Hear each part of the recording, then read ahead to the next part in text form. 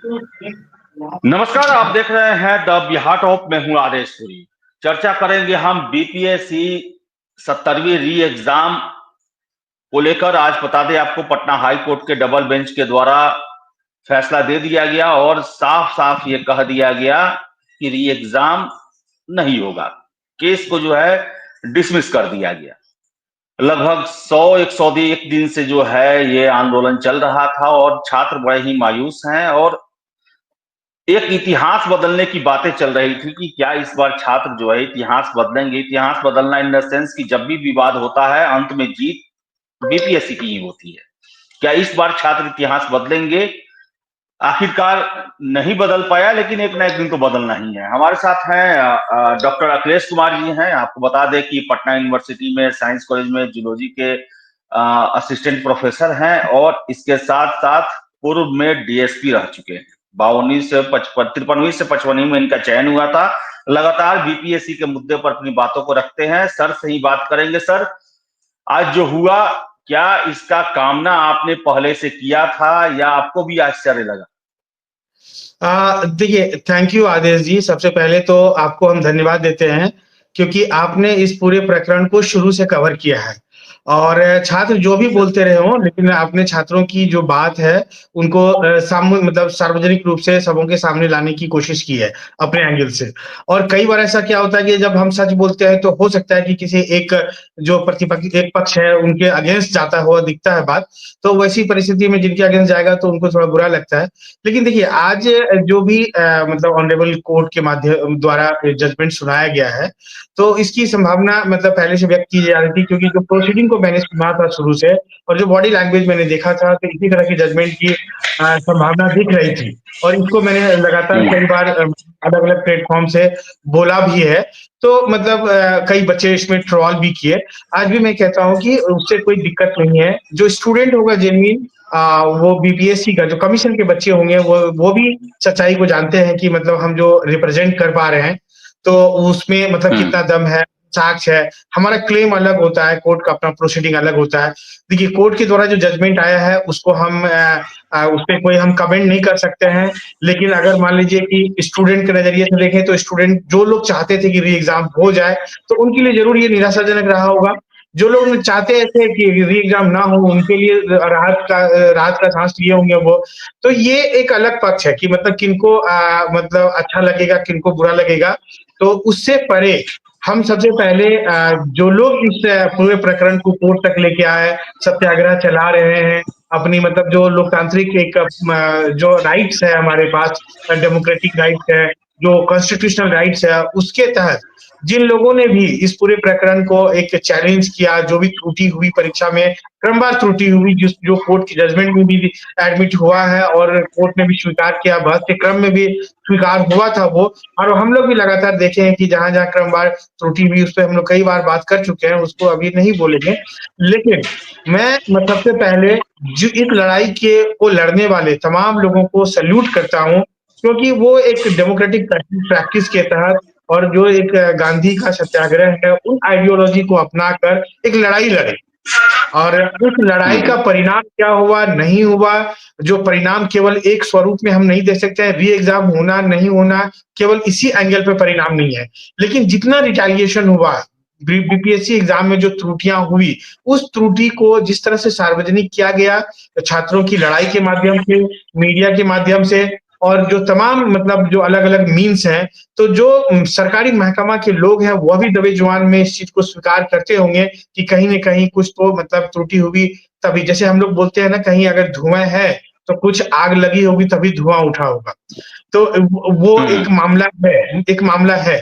तो ये मैं कहना चाहूँगा लेकिन सर हमेशा जो है धुआं तो दिखाई देता है सर, लेकिन आग का पता नहीं चलता है। आग को आज तक नहीं ढूंढा जा सका है। विवाद हर एक परीक्षा में होता है और लगभग एक ही तरह के विवाद होते हैं और हमेशा जो है सर फैसला देखे तो एक ही जैसा रहता है। सर उम्मीद था नहीं सर, जैसा आज जजमेंट आया, हाँ, इसमें सर हाँ। इंक्वायरी की बातें चल रही थी, कमेटी की बातें चल रही थी, एक्स्ट्रा रिजल्ट की बातें चल रही थी, सब कुछ दरकिनार कर दिया गया है सर। देखिए आदेश जी, हम लोग मतलब एग्जाम कैंसिल को लेकर के तो मतलब बहुत आश्वस्त नहीं थे हम लोग, क्योंकि जो एविडेंसेस थे वो कैंसिल का मामला नहीं बन रहा था, क्योंकि कैंसिल तब होता जब पेपर लीक होता। तो एग्जाम में हम्म। जो क्वेश्चन को लेके त्रुटियां थी और जो प्रोसीजरल कुछ फॉल्ट हुए, उसको लेके जरूर उम्मीद थी कि इस पे कोर्ट का कुछ ना कुछ एक पॉजिटिव निर्णय आएगा। तो वो मिसिंग है और वो होना चाहिए था। मतलब अगर अगर हम लोग बात करें एक जेन्युइननेस की, तो वो होना चाहिए था। अब क्यों नहीं हुआ? क्योंकि उस बहस का हम पार्ट नहीं रहे हैं और उसको मतलब हमसे कोई डिस्कशन नहीं है। हम लोग एक उम्मीद करते हैं कि जो मान लीजिए जो मतलब जो जैसे कुछ त्रुटि को मैं यहाँ पे कोट करना चाहूँगा, जैसे नॉर्मलाइजेशन को लेके प्राइवेट टीचर्स को बुलाया गया, उसके साथ मीटिंग की गई और परीक्षा में भवन में कम प्रश्न पत्र पहुँचे, या फिर मतलब वहाँ जो त्रुटि हुई उस परीक्षा हॉल को किसी प्राइवेट टीचर को दे मॉक टेस्ट लेने के लिए दिया गया। तो ये सब जो कुछ चीजें हैं और इन और प्रश्न पत्र में जो त्रुटियां हैं, आंसर को लेकर के जो कुछ मतलब मुद्दा है, तो इन सब मुद्दों पे एक स्पष्ट गाइडलाइन कोर्ट की तरफ से एक्सपेक्टेड था। हम लोग ऐसा उम्मीद कर रहे थे कि वो होना चाहिए था। और जो एक है कि देखिए, अब ये डेमोक्रेसी है, हमारा कॉन्स्टिट्यूशनल राइट है। तो उसमें अगर एक पक्ष को लगता है कि हमारे साथ जस्टिस नहीं हुआ, तो वो हायर कोर्ट में मूव कर सकते हैं, सुप्रीम कोर्ट जा सकते हैं इस मामले को लेकर के, वो उनका अधिकार है। तो जो लोग मतलब लड़ाई लड़ेंगे तो जा सकते हैं। जैसे याद होगा अगर आप 48 टू 52 बीपीएससी का अगर स्मरण करेंगे, तो उस समय में हाईकोर्ट के जी। द्वारा कैंसिल किया गया था बीपीएससी एग्जाम को। लेकिन तब सरकार गई थी सुप्रीम कोर्ट और वो रीइंस्टेट हो गया था, मतलब जो हाईकोर्ट के ऑर्डर को पलट दिया गया था। तो जब सरकार जा सकती है, तो यहाँ पे मतलब छात्र भी जा सकते हैं, ये समझिए। जो मैं कहना चाह रहा हूँ लेकिन इसको सर मैं एक फिर से बहुत लेकिन हतोत्साह होने वाला है कि हाई कोर्ट ने इनके एक भी तथ्यों पर जो है उसके हुँ, अनुसार फैसला नहीं दिया है। और सर एक और प्रश्न है कि हर बार हुँ, जीवन दान बीपीएससी को ही क्यों मिलता है? इस बार भी कोर्ट की चर्चा में ये बातें आई कि फॉल्ट हुई है बीपीएससी से। हुँ। छात्र अगर एक ऑप्शन भरने में गड़बड़ कर दे तो उनको परीक्षा से बाहर कर दिया जाता है, लेकिन बीपीएससी को हुँ। हमेशा जीवन दान मिल जाता है सर, क्यों? नहीं देखिए, एक बात समझिए कि बीपीएससी किसी भी राज्य मतलब कोई भी राज्य लोक सेवा आयोग है या संघ लोक सेवा आयोग है, तो वो सरकार का नाक हम्म। होता है। सरकार का मतलब समझिए कि प्रेस्टीज का एक बहुत बड़ा क्योंकि सबसे बड़ा रिक्रूटमेंट सेंटर है ना, वहाँ से अधिकारी बन के निकलते हैं। तो उनको बहुत फुल प्रूफ होना, उनका प्रोसीजर बहुत शानदार होना, बहुत लाज़मी है। इसकी आकांक्षा हम लोग करते हैं, इसकी हम लोग माँग भी करते हैं, ये होना चाहिए। इसमें मतलब कहीं कोई दो मत नहीं है। लेकिन अब ये कोर्ट के हम्म। प्रोसीजर में कहाँ जाके मामला फँस जाता है, ये हम नहीं कह सकते हैं। इस पे मान लीजिए कि क्योंकि देखिए हम वकील नहीं हैं, हम मतलब जो कोर्ट में डिसीजन दिए जाते हैं उनके आधारों को नहीं समझते हैं और उसमें मतलब कितना उसमें बहस में दम था, क्या साक्ष्य प्रस्तुत किए गए, इन चीज़ों का एनालिसिस मेरे पास नहीं है। तो इसीलिए हम कमेंट करने का स्थिति में नहीं है कि क्या ग सही हुआ, क्या गलत हुआ। सर सर हाँ, सर ये साक्ष्य की आपने बात की, कोर्ट का हुँ, जो जजमेंट आया है उसमें दिया गया है कि केवल आरोप लगाए गए, साक्ष्य नहीं दिए गए छात्रों के द्वारा। सर साक्ष्य कैसे होते हैं जो कि कोर्ट में रखा जाए तो उसे प्रमाण की जरूरत नहीं होती है? ये बहुत बड़ा एक अब मुद्दा है और देखे हुए होंगे आप सर सबूत के लिए कितना पिछले महीने हल्ला हाँ, भी हुआ। नहीं, बिल्कुल देखिए, कई तरह के सबूत होते हैं, जैसे मान लीजिए कोई फिजिकल एविडेंस हो, डिजिटल एविडेंस हो, ये सारी चीज़ें जब एविडेंस में आएगी, तो मतलब तब जाके उस पे निर्णय होगा। आपको याद होगा हम्म। 67 बीपीएससी को सरकार ने मतलब आयोग ने खुद ही कैंसल किया, क्योंकि वहाँ पे जो हम्म। मतलब क्वेश्चन क्वेश्चन लीक हुए, तो उसका पूरा मतलब एक लाइनेज जो ईओयू ने मतलब जाँच किया, तो वो जाँच का प्राइमरी रिपोर्ट में ही आ गया कि क्वेश्चन यहाँ से यहाँ गया, समझ गए? तो वो हम्म। उसने मतलब कैंसल किया, अगर वो कैंसल नहीं किए होते तो अगर कोर्ट में जाता तो वो चीज़ें कैंसल हो मतलब वहाँ कैंसल होता। लेकिन आयोग को समझ में आ गया कि ये मतलब कोर्ट में टिकेगा नहीं तो उसने कैंसल कर दिया। यहाँ पे मान लीजिए क्या साक्ष्य प्रस्तुत किए गए, वो मैं नहीं जानता हूँ, मैं देखा भी नहीं हूँ कि क्या साक्ष्य प्रस्तुत किए गए, ये समझिए। तो उन साक्ष्य को हम्म। मैं देखूँगा, बोलूँगा। हाँ, लेकिन यहाँ पे एक बात मैं कहना चाहूँगा कि कुछ लोग सोशल मीडिया में आके और ये लहरा के पेज 4 दिखा देते हैं कि ये हमने साक्ष्य प्रस्तुत कर दिए। आज वो कहाँ है, वो कहाँ हम्म। गायब है? बच्चों को गुमराह करते हैं कि और मतलब हमने साक्ष्य दे दिए। क्या साक्ष्य दिए? वो अगर मान लीजिए मैं कुछ साक्ष्य दूंगा तो ये मतलब पब्लिक डोमेन में उसका एक जो पीडीएफ बना के हम पोस्ट कर देंगे। जब इतनी बातें हम बोल सकते हैं तो वो साक्ष्यों का पीडीएफ देना कोई गोपनीय डॉक्यूमेंट तो है नहीं। कोर्ट में ओपन बहस होता है। आप देखे होंगे कि कोर्ट का प्रोसीडिंग जो चला चला। तो लाइव सेशन जो चीज का चल रहा है वो कोर्ट किसी चीज को छुपा नहीं रही है। तो साक्ष्य देने वाले जो लोग यहाँ पे बच्चों के साथ जो इमोशनल ब्लैकमेल करते हैं, उनके इमोशन के साथ में मतलब खिलवाड़ करते हैं, तो उनसे भी मेरा मतलब बच्चों से भी आग्रह है कि ऐसे लोगों का भी मतलब हिसाब किताब लेना चाहिए। आप हमारे अगेंस्ट हार्श कमेंट लिखते हैं, आप बोलते हैं कि आप आयोग से मिले हुए हैं, तो आयोग के अगेंस्ट हमने कितनी बातें की है, उनको नहीं वो मान्यता देते हैं। अभी उनके अगेंस्ट हम बात करेंगे तो उनको मान्यता देंगे। लेकिन जो लोग तुमको ये बता रहे थे कि हमारे पास पुख्ता साक्ष्य है, ये हो जाएगा, वो हो जाएगा, वीडियो बना के सेंसेशनल वीडियो बनाते हैं और यहाँ के युवाओं को दिग्भ्रमित करते हैं, तो ऐसे लोगों का हिसाब कब होगा? ये समझिए। क्यों नहीं मतलब वो साक्ष्य प्रस्तुत किए? और जब मान लीजिए कि इतना बड़ा साक्ष्य था, तो वो कैंसिल क्यों नहीं हुआ? वकील बताएं कि वो कौन सा साक्ष्य था? ये अब ये मान लीजिए अभी भी सार्वजनिक होना चाहिए। जी सर। सर लगता है सर आपको कि सर इस अभी आंदोलन के दौरान जी सर।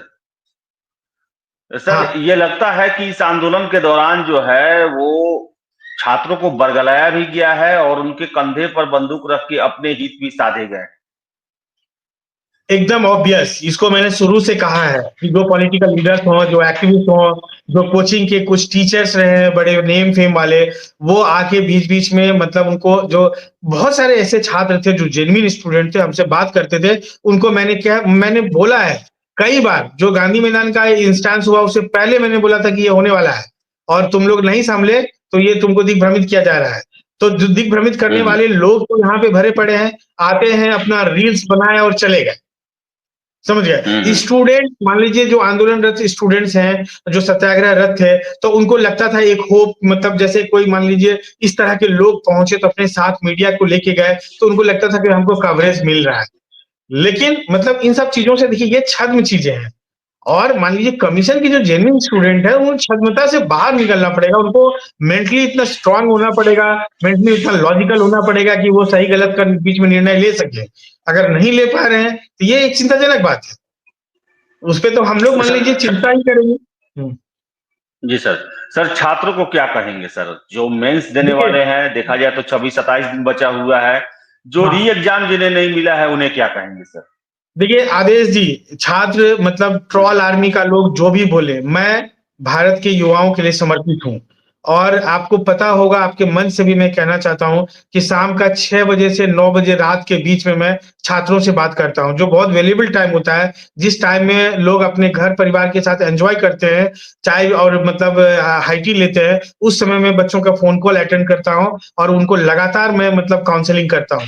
ये मेरा मैंडेट है, मैं छात्रों के साथ हमेशा खड़ा हूँ, उनकी सच्चाई के लिए हमेशा खड़ा रहूँगा और उनको सही मार्गदर्शन हमेशा दूँगा, ताकि वो रिज़ल्ट तक पहुँच सके। जो जो पढ़ने का प्रोसेस हो या जो उनको क्या करना चाहिए, या अगर वो मतलब डाउन फ़ील कर रहे हैं तो उस स्थिति में मैं उनको बैकअप करता हूँ। मेरा अपना यूट्यूब चैनल है, उसके माध्यम से भी मैं लगातार उन लोगों को बोलता रहा हूँ कि आप जो है मतलब अपना पढ़ाई जारी रखिए। आंदोलनरत छात्रों से भी मैंने अपील की है कि आप मैं आज भी मैंने वीडियो बनाया कि दोनों कैटेगरी के छात्र हैं, जो मतलब चाहते थे कि एग्ज़ाम कैंसल हो, जो चाहते थे कि कैंसल नहीं हो। वो दोनों के लिए मैंने कहा कि ये आप है और आप जो है मतलब अब आगे की तैयारी की मतलब आगे की तैयारी शुरू कीजिए। तो यहाँ से मतलब गोल्डन टाइम इसलिए हम लोग बोल रहे हैं कि मान लीजिए निर्णय निराशाजनक हो सकता है किन्हीं के लिए, लेकिन जो एक कन्फ्यूजन का स्टेज था, जो एक डायलेमा का स्टेज था, उससे तो बाहर निकल गए आप। अब आपको लग गया जो निर्णय मतलब एक बोल्ड निर्णय था, वो सामने आ चुका है आदेश जी। तो मुझे लगता है कि अब इनको आगे तैयारी करनी चाहिए। जो मेंस लिख रहा है, मैं उनको कहूँगा कि 25 डेज़ आपके पास इफेक्टिव डेज़ हैं और सफिशिएंट डेज़ है मेंस लिखने के लिए। कोई ये जो भी बच्चा प्री पास किया वो फर्स्ट टाइम नहीं पढ़ेगा सिलेबस। आप सिलेबस को मतलब ठीक से देखिए। मेरे यूट्यूब चैनल पे जाके मेरे नाम से सर्च करेंगे तो मिल जाएगा doctor Akhilesh Kumar x DYSP. तो आपको उसमें मिल जाएगा बहुत सारा मतलब पॉजिटिव चीज़, जहाँ से आप अपनी तैयारी को एक बूस्ट दे सकते हैं, एक सही दिशा में ले जा सकते हैं। तो यही मेरा जी कहना सर। है उन लोगों को कि हाँ, और जो लोग मतलब इस निर्णय से मतलब सहमत नहीं है या उनसे दुखी हैं, वो अपना मतलब कॉन्स्टिट्यूशनल राइट को यूज़ करते हुए हायर कोर्ट जा सकते हैं। हायर कोर्ट जा सकते हैं। तो अखिलेश हुँ। सर थे और इन्होंने अपनी बातें रखी सर, बहुत बहुत धन्यवाद। और जितने भी कैंडिडेट हैं, हतोत्साह होने की जरूरत नहीं है। बिहार में अगर आप तैयारी करते हैं तो ये सब चीज झेलना पड़ता है और देखिए आगे के लिए तैयार भी रहना पड़ता है। 71वीं जी सर। मतलब जल्दी अनाउंस होगा। इलेक्शन ईयर है आदेश जी, इलेक्शन ईयर है, ये सबको पता है। ऐसी स्थिति में 71वीं का मतलब जल्दी ही अनाउंस होगा, हाँ, मई क्योंकि में आना है सर, मई में आना हाँ, है सर। तो मतलब उनकी 31वीं तैयारी मई करें में आना और है। उस जी सर। हाँ, तैयारी में हमारी जो मदद चाहिए हम लोग देंगे उसको। देंगे सर मदद। और सर से आप मिल सकते हैं पटना साइंस कॉलेज में जो है, आप जूलॉजी विभाग में सर से आप भेंट भी कर सकते हैं जब जब भी आपको मौका लगे। फिलहाल सर बहुत बहुत धन्यवाद जुड़ने के लिए। और थैंक यू, जितने भी थैंक यू। कैंडिडेट हैं, हाँ, थैंक यू सर।